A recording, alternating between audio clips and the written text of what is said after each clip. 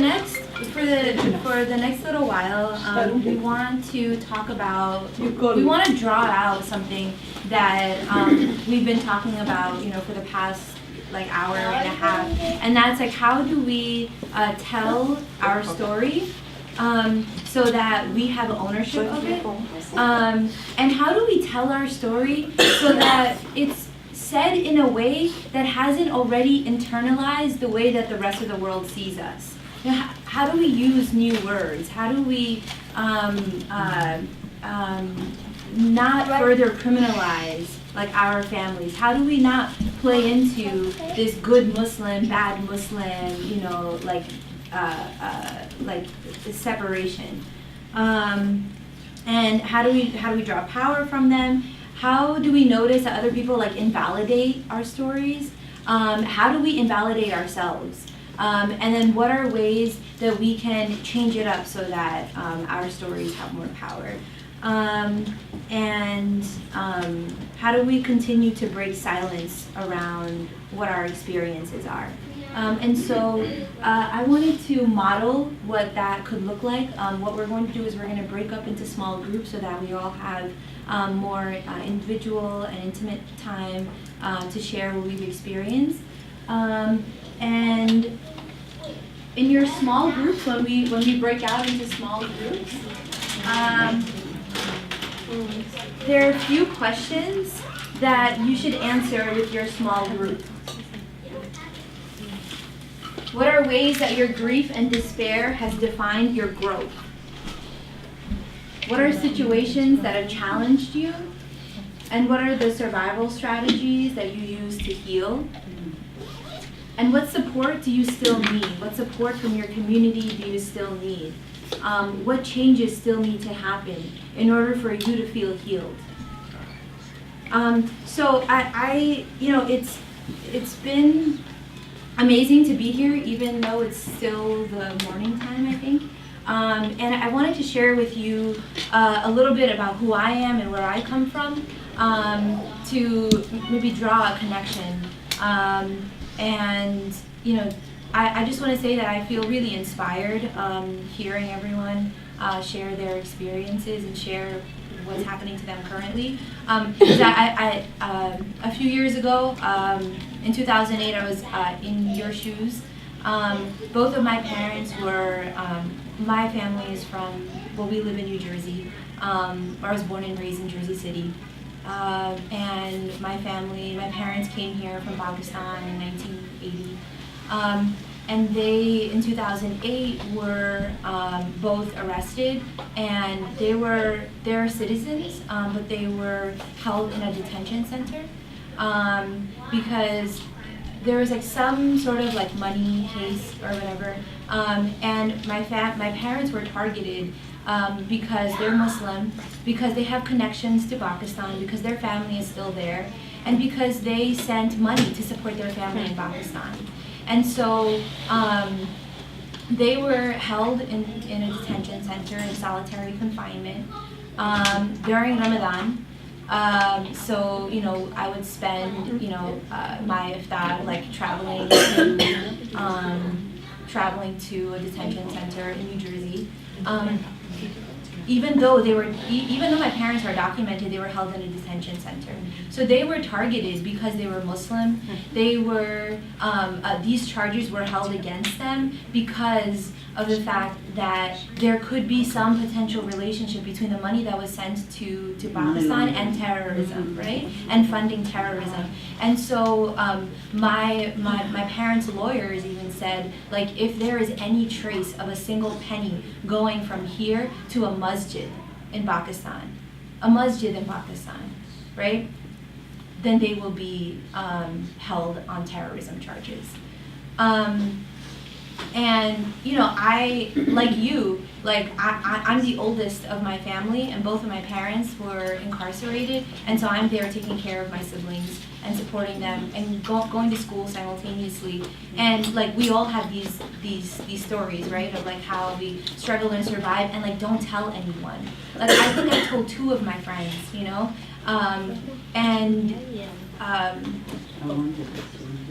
How long did they stay incarcerated? I'll stay with you. they were there for a few months until because they were documented and they were falsely held in a detention center. So so then they were moved. And you know, it's been a few years, and now their case is closed. But that trauma still lives in my family. My mother has. My mother is afraid of sharing community with other Pakistani people, with other Muslims. You know, she doesn't want other people, you know, she really deeply wants to move away from New Jersey because she just wants to start a new life. You know, she silenced herself. And you know, we spent Eid in jail. And you know, that's really hard. So, you know, like my family was targeted, and our families, like together, like collectively, were targeted. You know, it's not just that they didn't do anything wrong. It doesn't matter. It doesn't matter if they did anything wrong or right.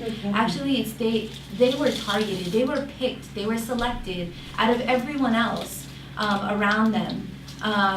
And you know, on charges that actually, like, there are people in our society that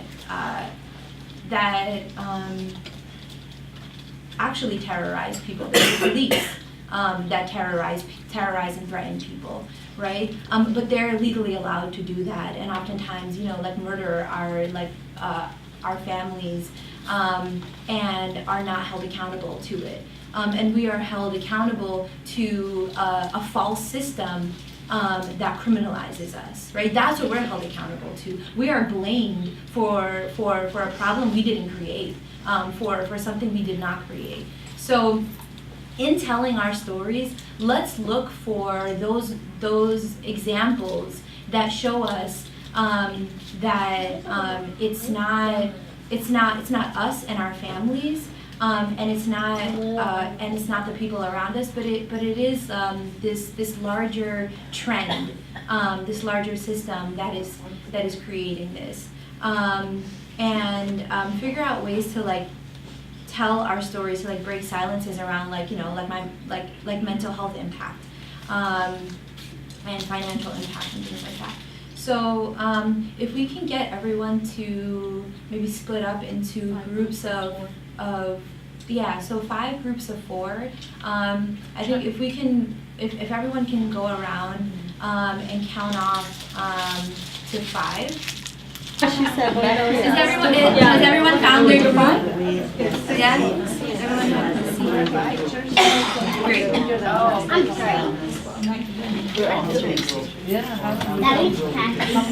So if Uruj can get your attention, just a few minutes before you guys get to know each So other. I just wanted to remind you all that when you share from these perspectives, keep these questions in mind when you're sharing.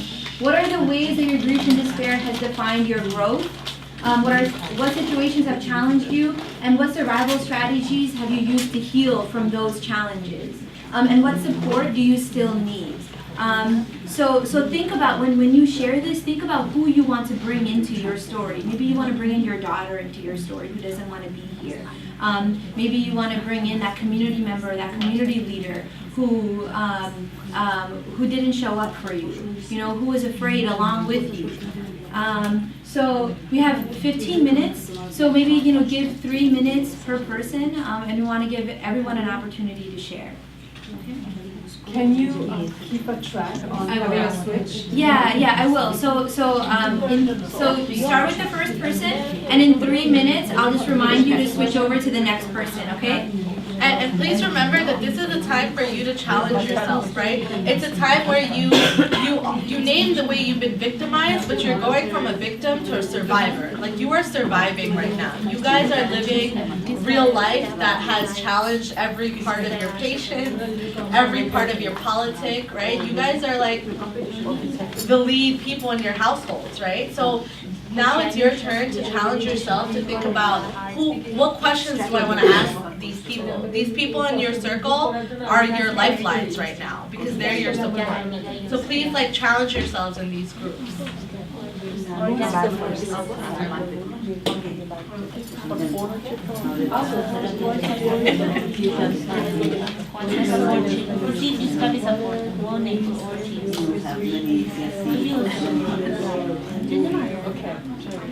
Well, I don't know how much, I mean, I got involved because Yassine and because Steve Downs got involved in this case as a lawyer. And I know Steve, and I would read about Yassine's case in newspapers. Now, I never knew any Muslims. That really, I mean, it all, I really did not know any Muslims. I think we rented, we rented apartments to Muslims, but I didn't know any Muslims. And I felt like, how could this visualize happen to me? I said, well, I don't really want to get involved because I'm with a bunch of words. But I wrote to Yassine and he wrote a letter back to me. And so I was frustrated because how could this happen? And at first I thought, and I thought, well, once they do, and I'll go back to working on my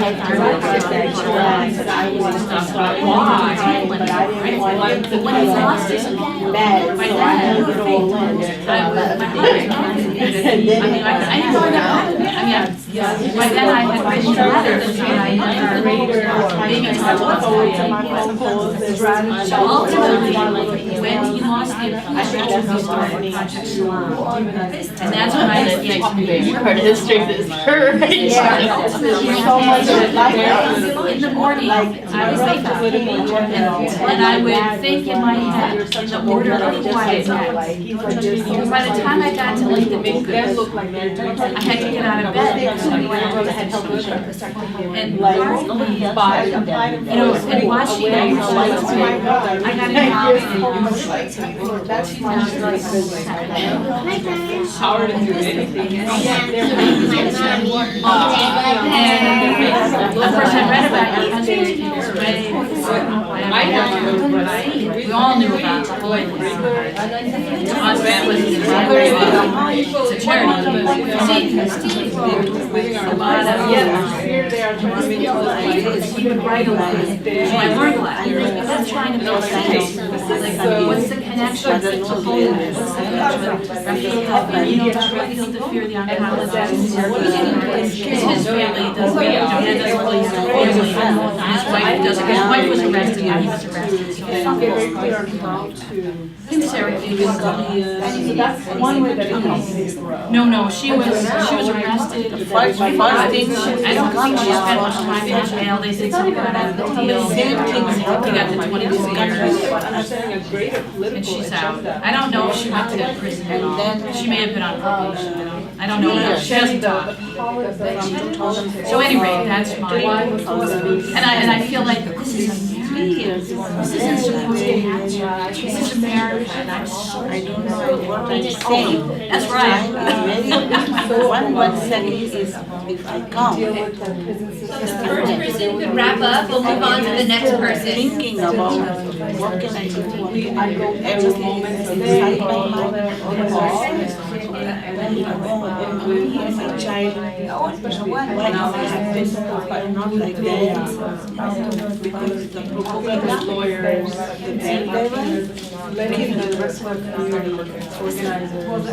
What has helped you survive? yes, What else helped? What is More active and less active. But now, and then 2 years I'm crying and everything. I'm not like that before. Every time I was to be able to always be involved. 2007, it was to be able to serve my son. When I speak in my home, I come half an hour, 1 hour before I come home from the work. I'm eating and I'm crying and I'm fed. Well, for me, I don't know where to keeping worse and worse. And I coming out midnight, all up. I never saw the police like near. First in this age, I saw police like that and too much like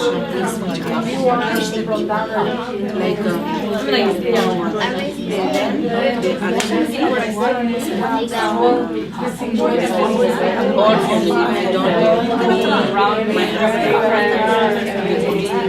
jail. And my case is in process. My case is in process. It's not finished. I take silent.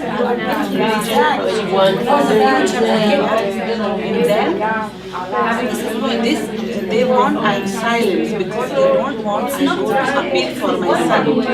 They want to be silent. And then all 11 days the appeal goes there and I'm in the jail. Who fight the case?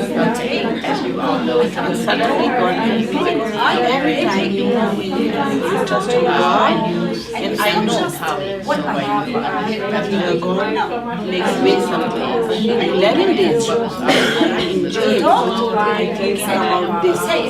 They torture me, they're doing everything, and I changed it. Because I too many prisoners. This is the immigration jail. Everyone just immigration and too many people from African American. I didn't see that. This is what you did. I don't know what too many people. And I saw on my eyes we can move on to the next. I got that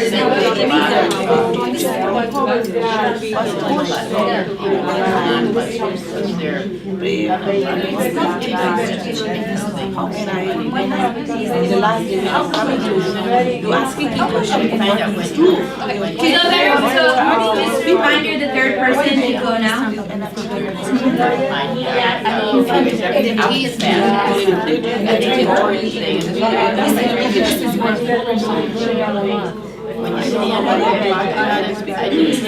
They not give me my medicine. Next day when I wake up, I say, please give me my medicine because I'm talking about my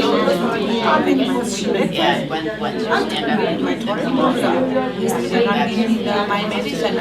If my heart or my everything is damaged, see. How long were you in immigration jail? The next day, they give me my medicine. My patient going very high.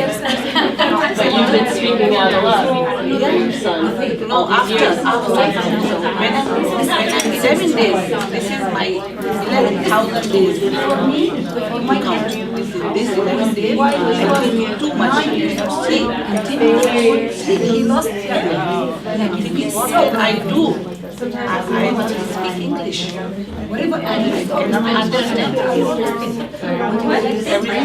No one can. I'm educated. No one woman in my country. I'm a doctor. I work there too many years. I make money in my country. Here, I feel I'm uneducated. It happened like that. That's when everything I do in night, in the midnight, coming out. My one leg is coming out. No, I cannot sleep. I cannot eat. But I cannot silence. If I silence, without any reason, without any crime. And then this day, 10 years, I cannot sleep. I speak out. My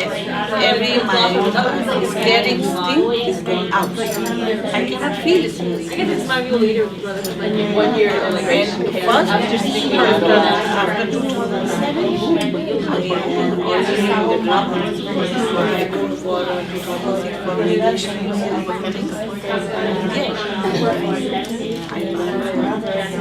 First I learned, I opened my TV. How to I understand how to speak English. First thing is We're gonna move on to the next person, the fourth person. I told them,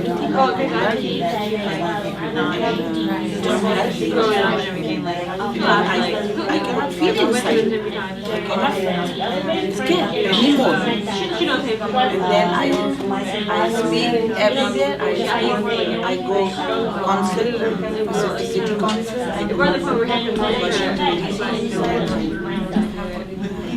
Meet with senators everywhere. I little bit English and and on the police headquarters, I stay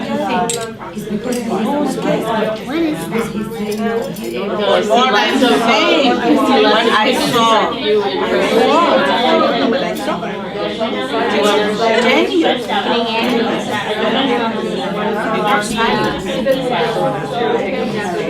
Silent cannot solve problems because many people inside. I saw my they not come to us all.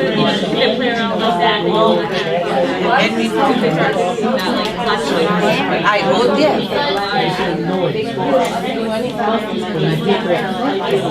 We're not we can tell you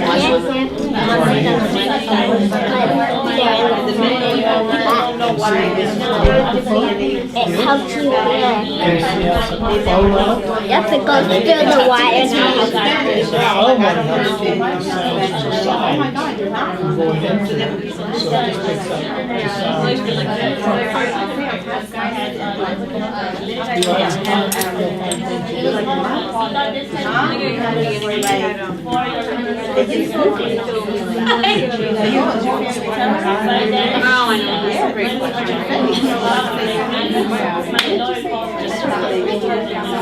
My daughter,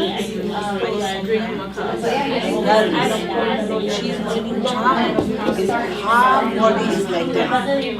She is in high school. One son is in jail. How can I live? I got my kids.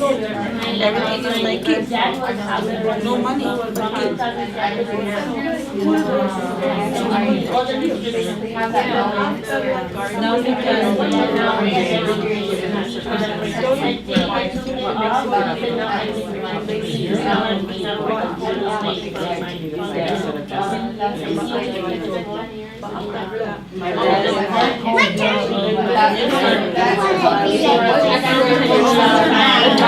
It's all right. And I give strength to my son. I go there.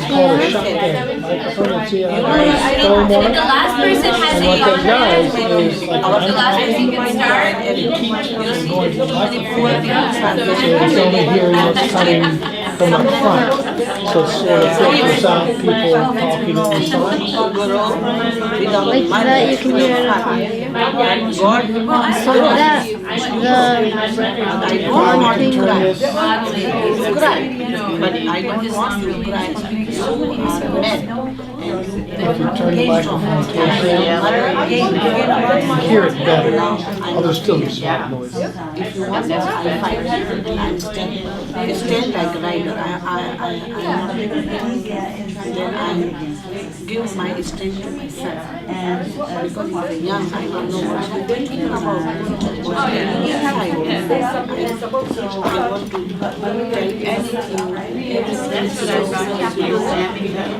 tell He's a one rebel. He's a one rebel. He won't know himself. What is good now, but before that, you're there now. And my son, she's still. But now, everywhere I go, Afraid, talk to.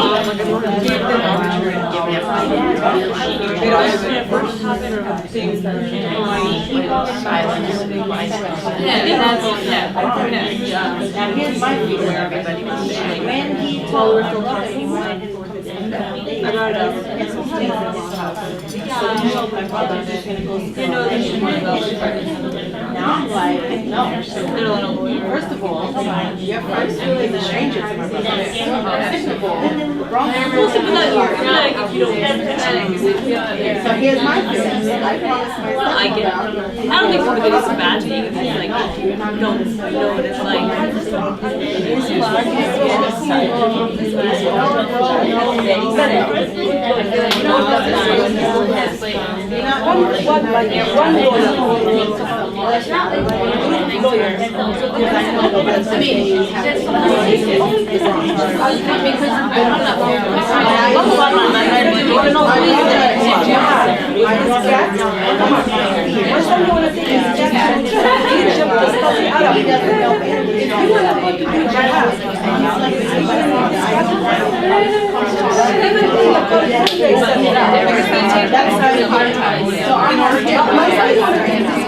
I want to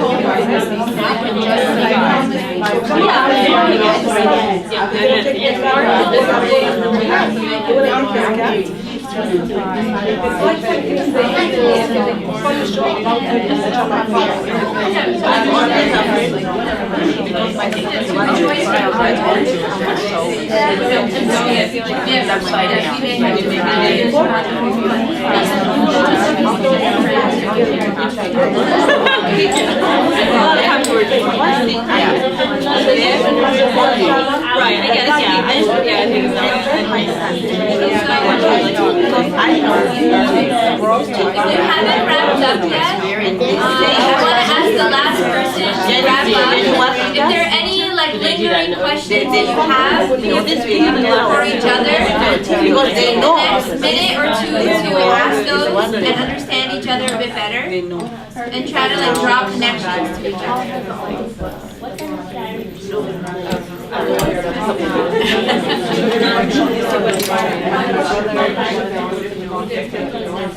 I feel that more like we need one thing. We all people unite, or not. Because too many, I saw in black community, Latino community.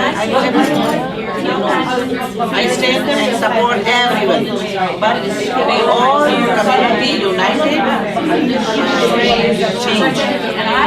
For change, for policy, systems, we need our community to join these people. Our community is going inside the bill? No. That's why we are. That's why we are we struggle. and if you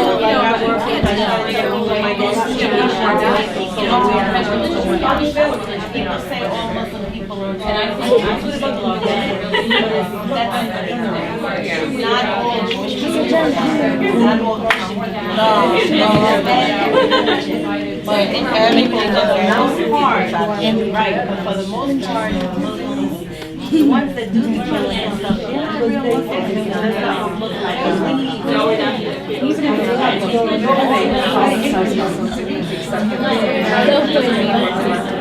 And also our And also one way to deal with the fear of that is to work with, like, we work with Latinos, trying to stop deportation, we work with African Americans, like, stop the press in New York, and say, look, we're Muslim and we're part of your movement too, but we work with you, support us. We support them. These people support us. And we united. If we united, then these people listen, and these people change. Why you doing unlawful things? Why you these people It's like the same strategy and what find people. I country also because minority but in my religion, one thing, nobody.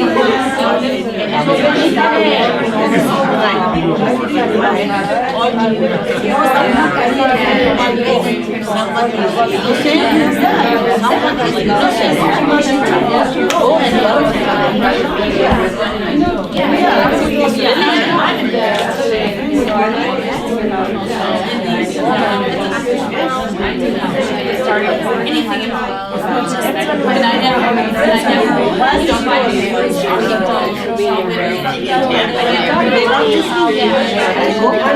Every time I go, they're not listening. I go every time, I know, they're not listening, but I go again and again and one time. Maybe thinking of why she's coming and she's never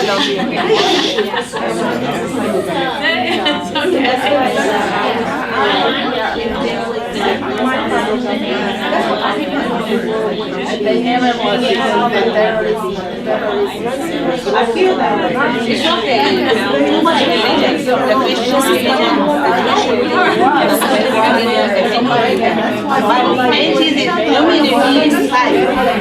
Christians there's such a diversity.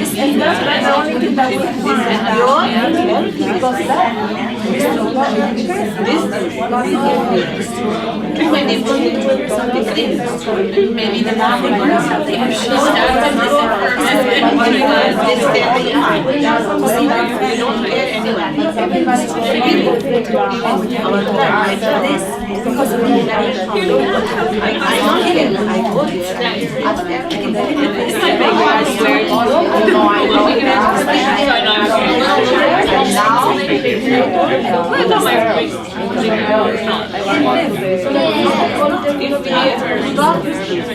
I used to, but I want to wear like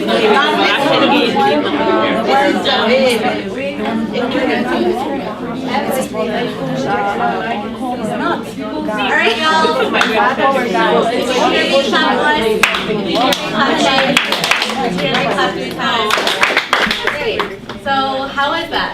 How are people feeling? What came out of that? Thank you, first of all, for having us get in small groups to talk. It's just, I'm just so grateful that I got a chance to hear their stories a little bit more in a different angle because of the guided questions, and I just feel so grateful that you're here. And on behalf of your loved one and your other family members that couldn't be here, you know, and it just makes me, you know, it's like, it helps to see like all these different ways how, what we're carrying, what this room is holding. You know, I just really get to see that the breadth of that, you know, the dimensions of the stories that are here, and I'm just grateful. Any other observations, feelings? Do people like gain knowledge on each other's experiences? I guess you tend to put things more in perspective. It helps to know that there are so many other people who share the same hardships and tests in life. You're not the only one out there. And for people who stay secluded with their own problems, mentally they tend to, I don't want to say blow things out of proportion, I mean magnify their suffering more than their mental health can even tolerate. So when you know other people's suffering, you tend to say, okay, I'm not the only one. They are dealing with their problem this way. The strategy they're using is great. I'll try that. And you feel good that, you know, simply you're not the only one. And you sit and talk about, okay, we're all together in this. How can we fight this? How can we improve? How can we become stronger? How, you know. Was there anything challenging about this story sharing? Or like anything you were uncomfortable with? Anything that made you? The whole situation is very uncomfortable. The whole situation is very uncomfortable. all these talks and everything, maybe it helps for a little while, but in the whole, it is unbearable burden on our heart. And I don't know, negativity is more than positivity. That's what I can see in myself. I am not the same person what I was. And sometimes I don't want to even touch this topic. You are a stronger person. I have no idea. You are. I have no idea. I was a single mother, all hardships. It's not easy. It's not easy.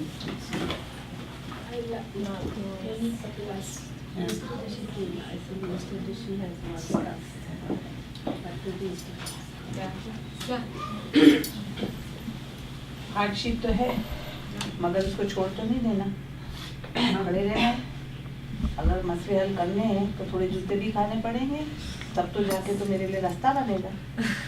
मगर करना है उसी तरह खड़ा रहना है। वो ना बात करे मगर जाना है, आखिर एक दिन वो बोलेगा हाँ बोलो।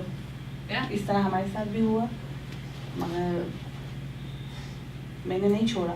3 साल थी इस तरह इस कंडीशन में, मगर जेल में डालने के बाद जब मैं 11 दिन बाद बाहर आई, मैंने बहुत सोचा कि कुछ करना, ऐसे चुप करके बैठ के और इस तरह से मैं नहीं जी सकती। क्योंकि ये जो भी किया इन्होंने, बदनामी या जो भी करना है हमें। So she's saying that बदनामी तो हो ही चुकी, पेपर लग चुका, हर चीज हो चुका, मगर ये करना है। So she's फिर saying आने that के बाद मैंने किया और आज 10 साल हो गए, यहाँ तक कि पुलिस स्टेशन के ऊपर भी खड़े होके किया। मैं नहीं डरती, अब मेरे अंदर कोई फीलिंग्स नहीं है डरने की। So she's saying that करना है, it's किसी ना किसी को तो करना है ना। No, it's okay. I mean, it talks the same. Yeah, so she's saying that it's there. We can't like just leave it there. If we were to leave it there, what kind of path are we creating to actually solve this problem? She said that when she got out 11 days, she did a lot of thinking, and she knew that political organizing was the only way she can really create a path to changing a reality that's there. She's like, it's there, it exists. I can't put a blindfold to it. I can't act like it's not a part of me. She carries it with her everywhere.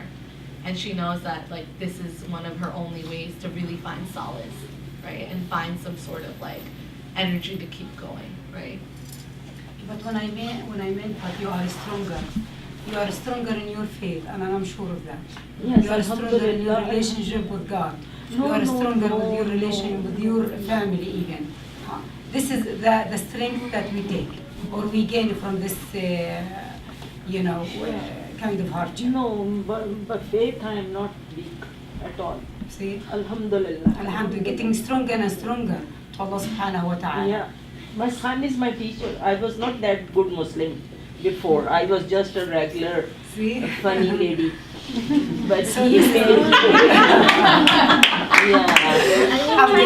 joking around and teasing and eating and that's all my son. But he made me very strong in that. See, this is So you're making the the video? advantage that comes up. That's fun. And this is very important by the इस way. चीज़ के लिए That's what gives इस चीज़ के लिए बहुत सोचना और बहुत मेहनत करना पड़ता है। उस वक्त मैं तो इंग्लिश भी नहीं जानती। Right? How many of you have learned English? How many of you have learned English since your मैंने kids came? सीखा ये सब कुछ करने के लिए मैं कैसे जाऊँ बाहर कि मैं इन लोगों के सामने खड़ी होकर बात करूँ डंके की चोट पे जैसे इन्होंने मुझे किया। तो मैंने किया ये 10 साल में और अब मैं बोल सकती हूँ, मैं समझ सकती हूँ, मगर थोड़ी सी प्रॉब्लम है, वीक हूँ थोड़ी इंग्लिश में। मैं आपको एक्सप्लेन कर सकती हूँ मेरी लैंग्वेज में ज़्यादा, उसमें थोड़ा कम। Yeah, so she's saying that through these experiences, like she's gained like skills, she's gained things that have helped to empower her, and she's not sitting by the sidelines. She is actively engaging with the problem. So she's sharing like her like transformation story. From somebody that was targeted to somebody that now takes action every day or like is very actively involved. So So what do you guys think the next step should be with this story? Like, how can this story really manifest into something outside of this room? Mommy, can I have my chocolate, the red chocolate that is raw? You can have No, can you have it, remember? Oh, okay. Do you guys think your story like can produce something? Like what can come out of your story? They can question, they can question. Speaking on media channels have been done and it's still going on, media outlets, e-magazines or regular newspapers or TV, private TV channels or whatever. The story has been told many, many times in different ways. I guess we have to keep going, you know, talking to our own communities, to our own families, to the government. Someone told me, did you write a letter to the president? Because if he knows your story for real, he should get your husband out. Because he didn't do anything but help, you know, orphans and widows. That's what he did. But I said, I wrote many letters to the president. My friends wrote many letters to the president, but I don't know if they get to the president. That's the issue. Someone is out there making sure.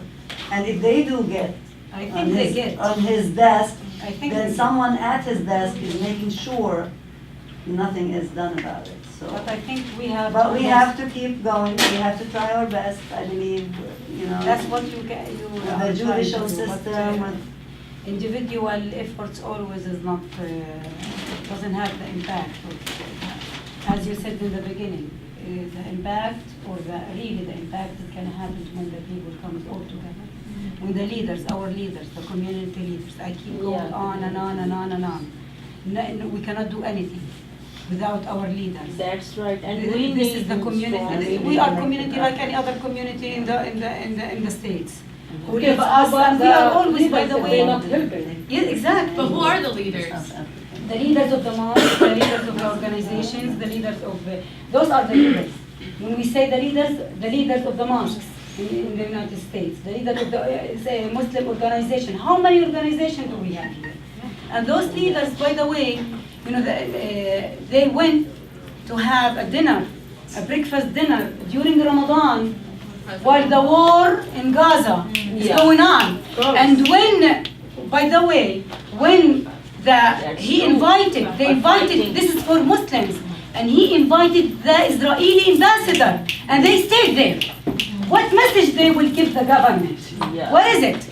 They should leave, and they should be strong to leave. If you inviting us as Muslims, and now you are inviting this, what is this message giving them? And they say, to eat. That's our leaders.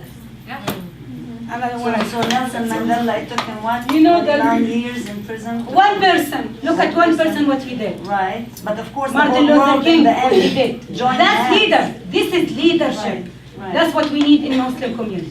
So movement, We need a then you Muslim need to civil create rights a movement, right? and we keep talking about creating a movement. And we are the We leaders need of that leaders. movement. We We need are the leaders leaders. of that movement. Who leads? Go on. The people, they are there, they are good, like they need somebody to lead them. And not to be afraid, and to be, you know, determined, and have faith, and strong, and have principles that lead them, not something else to lead them. Right. We are the leaders But we're waiting the for. names of the organizations. But we are our biggest leaders. The names of the organizations, Sister Asma, were put on co-conspirators list when they tried the Holy Land Foundation. Over 200 co-conspirators on the list. Many of them, including ICNA, many of those organizations we're talking about. So they are busy All the defending Islamic themselves. They right? started now what to do. They're busy defending themselves. Defending and trying to, you know, and alienate themselves from and others. So they to make things to those people like who are not the terrorists. We are not.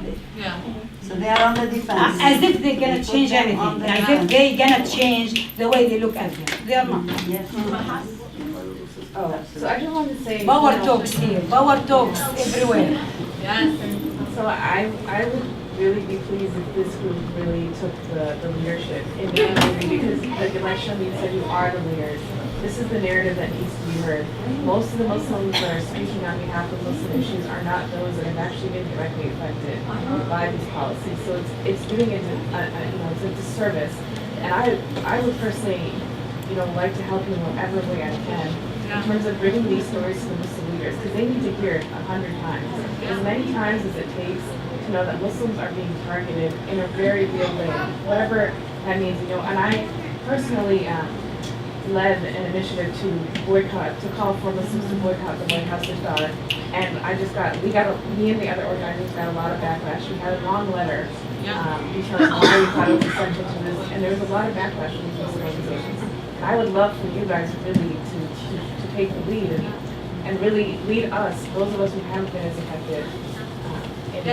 And I also want to remember that even leaders of civil rights movements were challenged, right? Even when Martin Luther King was silent on the war in Vietnam, he was challenged to talk about it because he couldn't just fight for black rights. He had to fight for all poor people's rights, and that's when during the end of his principle. Yeah, and his principles were changing. They would do it for everyone, and shifts, not just for some benefits. Or not just for the rich blacks. Exactly. You have to fight for the poor This blacks. is the principle that we are going for, to stand up for what we believe in. Yeah. For everyone. And I think we have to believe in the paradigm shifts, right? Just like generations shift, radical change shifts. So a couple of generations ago, sitting at a table with white people getting food was really leftist, right? But now we're seeing a huge shift in the way people are being surveilled and entrapped and violently repressed, right? So that's why our political movements need to shift. And we also give power to leaders. And you have to also remember, when I go to ICNA, who am I challenging? When I pray in Salah with all these Muslims, how am I challenging all of our political beliefs together to talk about these difficult issues, right? So tonight, for example, Mahad is going to the MPAC meeting, right? If you guys know MPAC, the Muslim Progressives Council, right? They're going to have a talk tonight on that narrative, which is how do we protect ourselves while the entire Muslim world is burning, right? So how are you going to show up in events like this to challenge people and to talk hey, I totally think what's happening to the Middle East is important, but how are we changing things here? Because U.S. is responsible for most of the damage in all of these countries, right? And just one more, leadership thing. I mean, most of these people are self-appointed leaders. Yes. It's important to keep that in mind in terms of the work they're doing and the claims they make to represent the Muslim community. Yeah. If they're not representing the people in this room who've actually been suffering, they're no longer our leaders. Yeah. And if they don't allow women to be at the forefront, if women, mothers, wives, children are not in the center, how are they leaders? How are men always allowed to lead the Muslim community without including mothers and sisters and bringing in the female imams? We're here, right? We read Quran, we know this, right? So how are we working with the men to talk about these issues, right? Not just in the women's section, but beyond, right, with our families. And speaking of women, as you talk about Martin Luther King, I always remember Rosa Parks. As a child, I didn't know how important she was, but I do now. I see a lot of leaders in this room. Yeah. And very well-spoken leaders. So, if people lead, others will follow. Yeah. And you guys are doing the healing work. And that is one of the most important things that our social movements need. We can't just fight at a table and then sign a contract and say the movement's done, we got our rights, right? We know what's in our hearts right now, and we're dealing with this simultaneously. Just I need to clarify something there. When I say imam the masjid who leads the salah. Yeah. In Islam, women cannot lead the women in salah. So this is some kind of religion. We have to separate religion than leading. Women in Islam, they can lead. Of course, yeah. But for the salah, it's totally different. This is what we respect in the religion. Religion is something totally different. We cannot change or come near this. So it cannot be, as I say, I have to put an imam in the masjid, a woman, and then I will go in a conflict with the religion, and spread the Muslims more and more. This is in religion, we cannot go near this. But as I said, in the mosque, there is committees in the mosque, there is members in the mosque, and they can be members. And they are. There are a lot of women members in the mosque, by the way. Members in the committee or committees in the mosque, and they can make a change. So we're not discussing feminism here, we're discussing, exactly, we want to be clear. Exactly, yeah. We're not a feminist movement here, we are a movement that wants to deal with how are we going to make the change to get those honorable men out of, jail unjustly or unjustly incarcerated. How are we going to get them out? Right? Well, I think that we are left with, who is sitting in this room? Women. But we it's don't basically have to lead a prayer like Miss. Right, I'm not talking about the religion part, but women. Prompted her to say something. The women have to have the power. That we're the ones who are impacted by our relative being in prison, and we're the ones who have to go and say, because they took the men away, right? I mean, the men are basically gone; they're in prison. So we have to go and take the power and we lead. have the power, and we can do anything it takes as Muslim women to make the change. And nobody can tell us we can't. Right? We can demonstrate, we can speak on TV, we can write as Muslim women, and we can go and do whatever it takes. Travel to Mr. Obama and sit with I think we should go and take a walk right now to the White House and say, give our relative back. But that might be a bit. Put this on our program. We want to go and. So Nelly, did you have something to say? Your cousin was shot and he's arrested. Can we get everyone back into the center and start? This is really great. I think that it's amazing that we're identifying the people in this room as leaders. Like what they want to do is they want us to not see ourselves as people that are powerful, right? They're doing that to our families when they're incarcerated, and they're doing that to us here. They're dehumanizing us here. And so we are leaders, and we respect our faith, and we respect each other's faith. And I think that when people are speaking about female leadership, and when we're talking about women's empowerment, and we're talking about equality among genders, we're saying that we have a right to stand up. And so in that respect, yes, it is a feminist movement, because they're making us seem like we are only powerful if these men are in our lives, and they're taking like a lifeline away from us, and by us allowing them to do that, we are not empowering ourselves as women. So we are a women's movement too. Yeah, and we're also forgetting the women that have been in jail. It's not like Muslim women have not been incarcerated. Everyone's been in jail, right? Yeah. When my mom was incarcerated, she was there because she took the blame for my dad. Yeah, and that happens. Yeah, and that happens really frequently. My sister-in-law was put in jail. Your sister-in-law was put in jail. Yeah. So just my sister here like the idea. Oh yeah. Why we didn't take the chance this conference every year to make some demonstration in front of our That's great. all of Yeah. us. All of us. And That's like easy. It's not just one day. right, every day. Like not just one, like couple hours a day. No, we have to start like 3 days. Yeah, and you know what national caravans do is that you call for a national day of action, right, for Muslims against entrapment and surveillance and violence against Muslim communities, and thousands of people can bus over, right? Like we can call on MPAC, we can call on all these ICNA, right? ICNA, why don't you get out of the conference room for a minute and come to the White House to talk about these problems, because I like this, but from what I've seen in the past, this is not a continuous event on a daily basis, not on a weekly basis, not on a there is morning news. Nobody there. There is morning news. Saturday and Sunday. Just us in the street. One has to go out to the White House. Weekday, not weekday.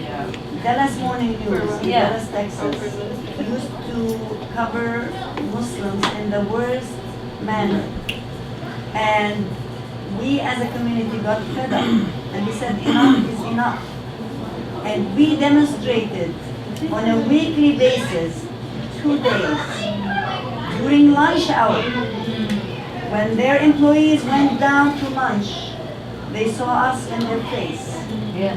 And we were committed, at least 50 people on a weekly basis, twice a week.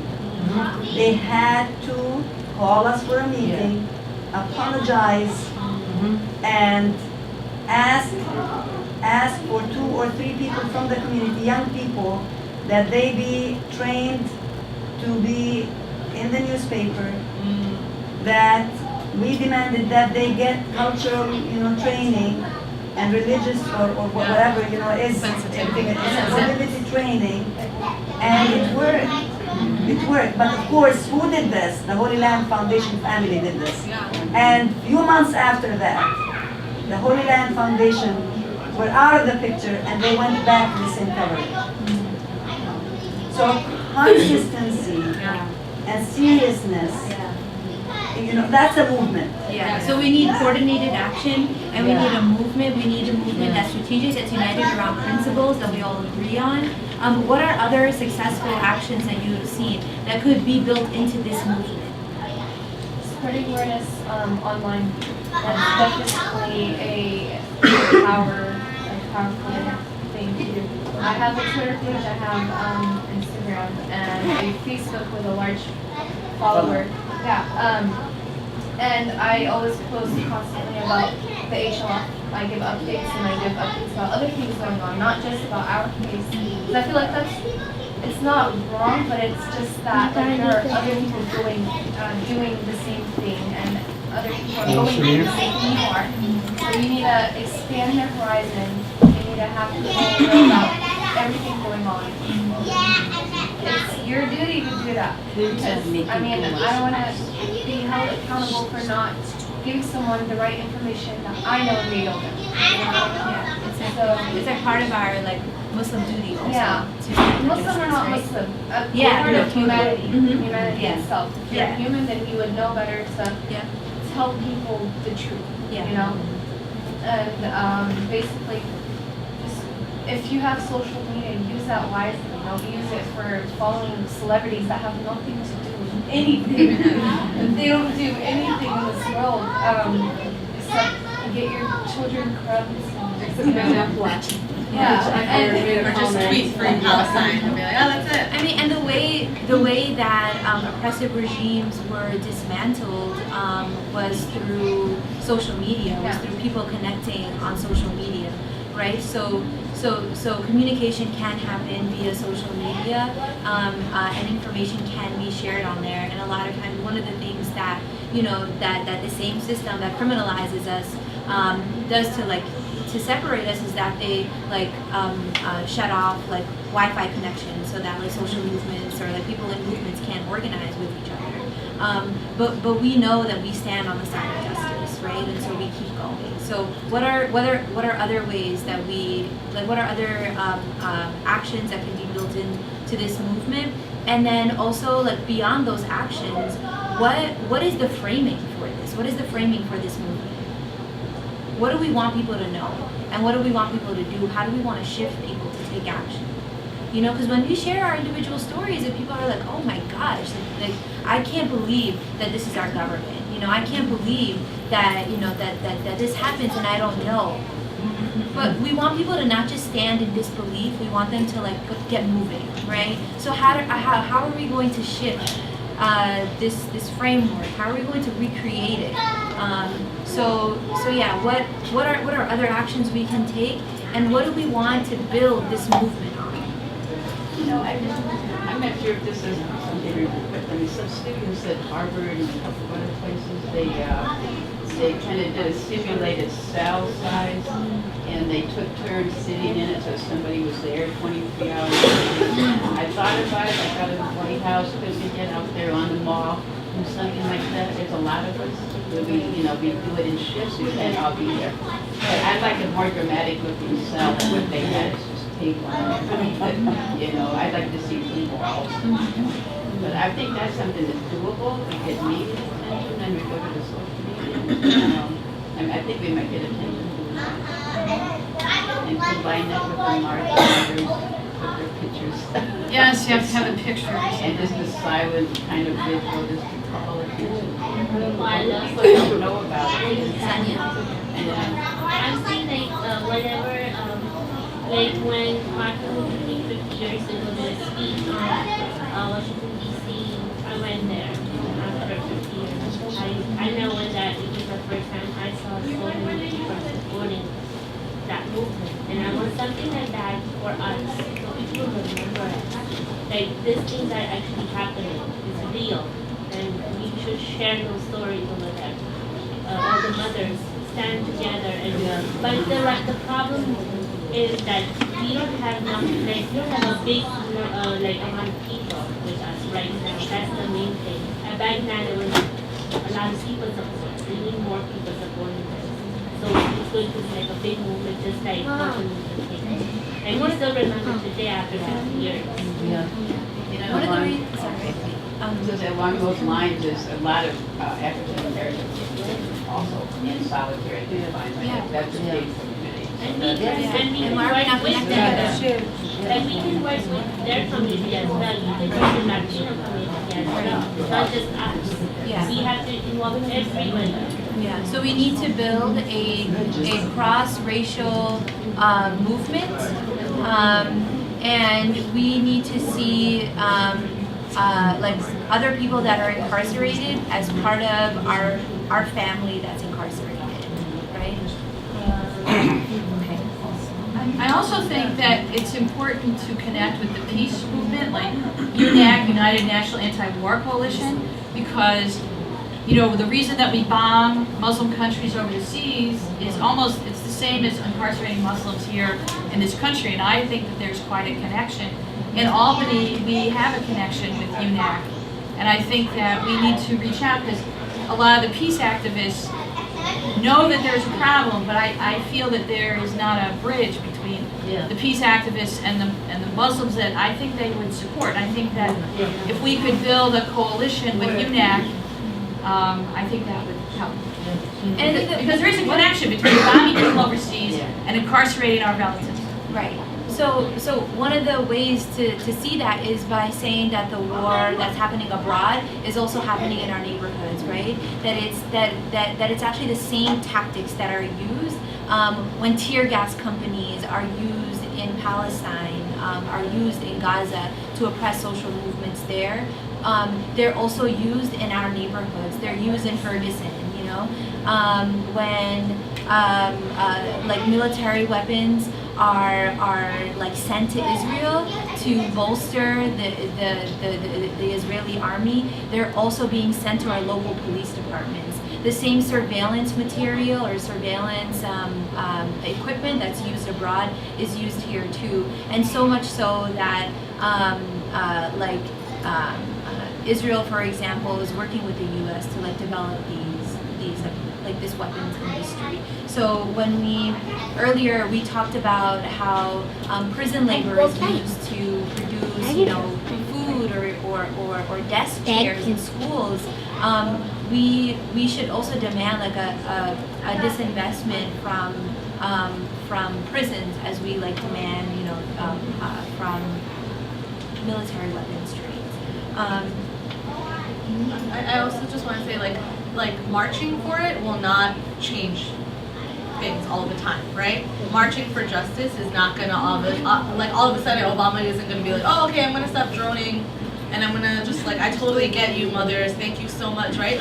We also have to understand that blockades need to happen, divestment needs to happen, boycotting needs to happen, right? Like right now in LA and Oakland, people are boycotting and blocking the shipment from to Israel, and that's the type of things that our bodies need to be there for. When the actual materials are being shipped, the actual tear gas is being created, that factory needs to be shut down, that ship needs to stop being created so we can stop sending our Navy over, right? Like so the way we organize needs to be more than just the streets. We also need to create action plans that are actively taking these materials out and the money out. So this is not a very exciting one, but I would also say that research and education is very important in terms of dispelling a lot of the narratives that are put forward. I'm a researcher, so that's what I do, but really challenging the narrative in terms of, even thinking about extremism, to what extent are Muslims becoming more extreme than other groups, right? When terrorists commit acts of terrorism all the time, right? At a much higher rate, actually. But it's because of the way the situation is framed that people aren't aware of, how disproportionate it is. So really being more educated in our community and cultivating and creating knowledge. This is now, but before it was.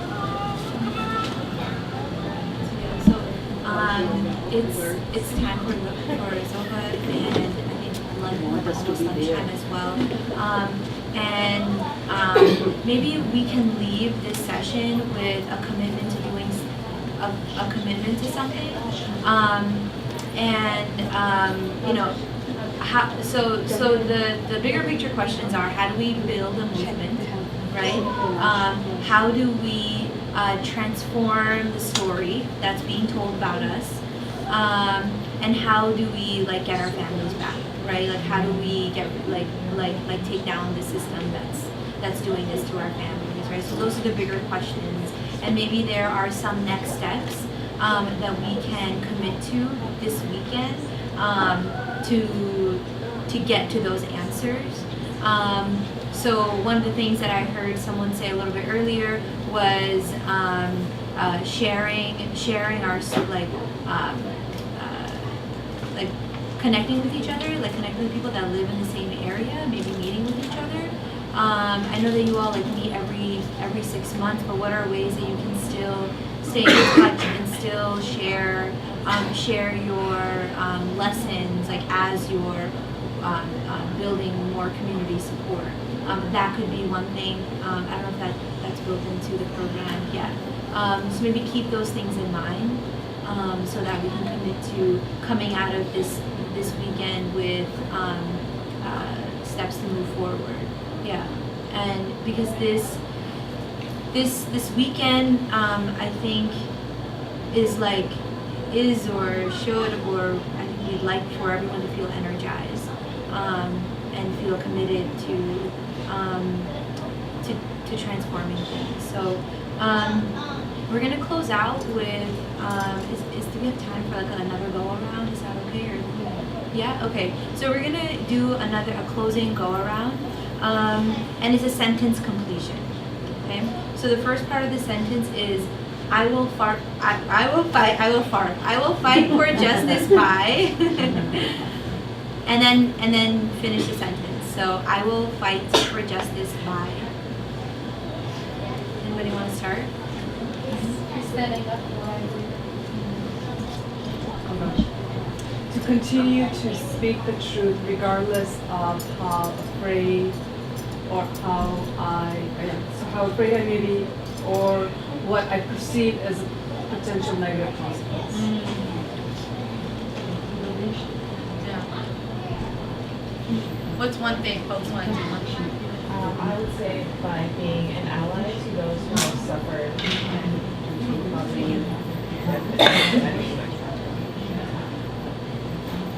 by not giving up.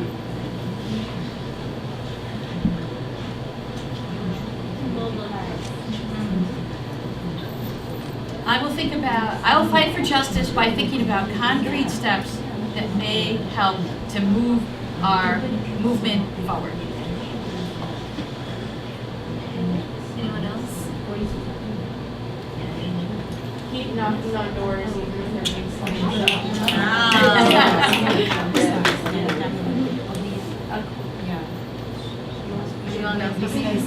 Both sides of these cases, but other communities. Not just us. You know, not just us, to the churches, to the other communities, all the communities to hear about our.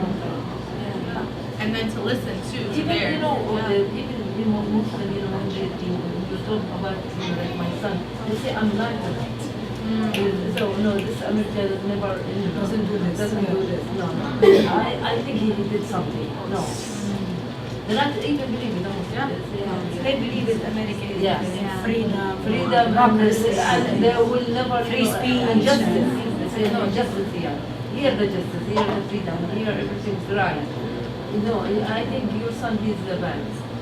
And so what we want is we don't want to be the only ones telling our story. We want other people to be committed to our story and to telling it too. For me, I think like the Americans much softer than Muslim than Arab. They listen and they hear you, and they work with you much more than the Arab. We want to mobilize our communities too. So, anyone else? I will fight for justice by supporting my husband to the end and turning out the best Muslim children who will serve their community as best as can be. Be proud Muslims, courageous, fighting for justice. Still have to go all together for the White House and meet there. Yeah, when they're in session. Non-stop. We have a big Muslim community here. So how come our leaders couldn't convince a group of them to go, consistently, or divide them? You go today, you go tomorrow. That's what we do with the Oddland. So yeah, fight for justice by holding leaders accountable. We divided the community into groups. You go today, you go tomorrow, you go. And it was consistent. Back again to the And as uncomfortable as it is, talk about it at iftar, talk about it at salah, talk about it, right? Yeah. We are here in the core of America. Here is the government here. So if we don't have any other vocal answers, if you just keep ruminating on that and share that with each other. We wanted to close out the entire session by getting everyone to stand up and getting into a circle. Yeah, getting into a circle. I know, it's a little hokey. And get close to each other, okay? Don't stand so far away from each other. Maybe you can hold each other's hands too if you want to. Feet together. Okay. Yeah, feet together. No, we could afterwards. Okay. Yeah, no, it's not here. Yeah. So if you want to hold hands, you can hold hands. And what we're going to do is we're going to recite a quote from a leader in the Black Power movement who fought for decolonization and freedom for Black people in this country and also all people everywhere. Her name is Asada Shakur. And so we're going to say, I'll say a piece of the quote and I want you to repeat after me.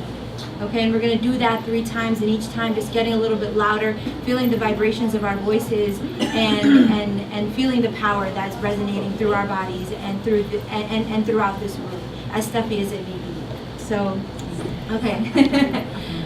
It is our duty to fight for freedom. It is our duty to fight for freedom. It is our duty to win. It is our duty to win. We must love each other and respect each other. We must love each other and respect each other.